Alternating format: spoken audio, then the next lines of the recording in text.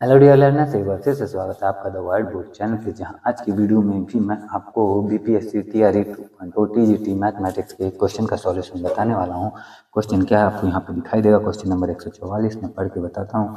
एक ठोस में वृत्ताकार बेलन होता है। वृत्ताकार बेलन कैसा होता है? बेलन तो वृत्ताकार ही होता है, अगर होता है तो कोई बात नहीं। जिसके ऊपर एक लंब वृत्तीय शंकु होता है। शंकु की ऊंचाई h है। यदि ठोस का कुल आयतन शंकु के आयतन का 3 गुना है तो वृत्ताकार बेलन की ऊंचाई है। देखो, वृत्ताकार बेलन मेरे ख्याल से लंब वृत्तीय बेलन कहना चाहता होगा, लेकिन कोई बात नहीं, वृत्ताकार बेलन भी बोल देते हैं। तो सबसे पहले बेलन बनाता हूँ सुंदर सा। देखो कितना सुंदर बना दिया मैंने।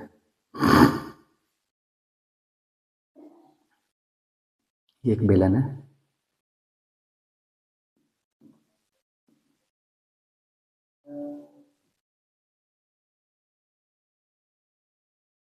और इस बेलन, एक बेलन के आगे क्या लिखा है भाई?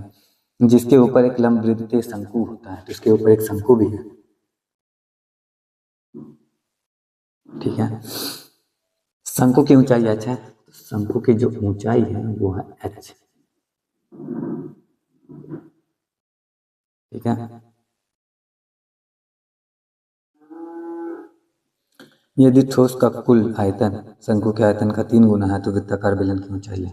देखो, अब शंकु का इसका त्रिज्या हमें मालूम नहीं है, तो त्रिज्या हम ना r मान लेते हैं सपोज। तो इसके भी इस शंकु की भी त्रिज्या r ही होगी। अब शंकु का जो आयतन होगा, तो शंकु का आयतन हो जाएगा, हमारा शंकु के आयतन का फॉर्मूला होता है 1/3 पाई r स्क्वायर h, ठीक है। और ये जो बेलन है जिसकी ऊंचाई हमें ऑब्वियसली पता नहीं है अभी, कैपिटल एच मान लेते हैं इसकी ऊंचाई, और शायद इसकी ऊंचाई ही पता करना है हमें। इसकी ऊंचाई, ये कैपिटल एच ही हमें पता करना है।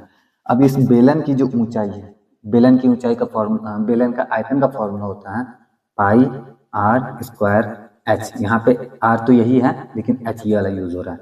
अब इस पूरे भाग का जो क्षेत्रफल है, पूरे ठोस का जो क्षेत्रफल नहीं सॉरी आयतन जो है, पूरे भाग का जो आयतन है, पूरे भाग का आयतन इन दोनों को जोड़ देंगे तो हमें मिल जाएगा। तो जोड़ देते हैं 1/3 pi R square H plus pi R square capital H. ये हो गया पूरे का आयतन। लेकिन हमारे पास क्वेश्चन में ही गिवन है, दिया हुआ है कि ये पूरे क्या है ये, यदि ठोस का कुल आयतन, इस ठोस का कुल आयतन शंकु के आयतन का 3 गुना है। शंकु के आयतन का 3 गुना है। ये शंकु का आयतन था ना, 1/3 पाई आर स्क्वायर एच, ये शंकु का आयतन था। इसके आयतन का 3 गुना है। तो इसके आयतन में अगर हम 3 से गुना कर दें तो ये पूरे ठोस का आयतन हो जाता है। तो चलो 3 से 3 को काट दो। अब हमें जो मिल रहा है उसके बेसिस पे हम इस एच की वैल्यू निकालते हैं, ठीक है। तो सबसे पहले 1/3 पाई आर स्क्वायर एच जो है वो उधर जाके माइनस हो जाएगा, क्योंकि इधर भी पूरा पूरा काम करूँ मैं यार, पाई आर स्क्वायर सब में कॉमन ही है ना, पाई आर स्क्वायर को ही हटा दो ऐसे।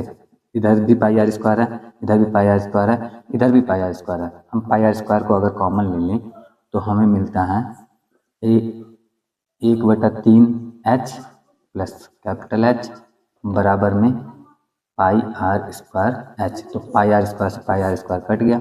अब बचता है हमारे पास में ये कैपिटल एच प्लस h/3 बराबर ये एच।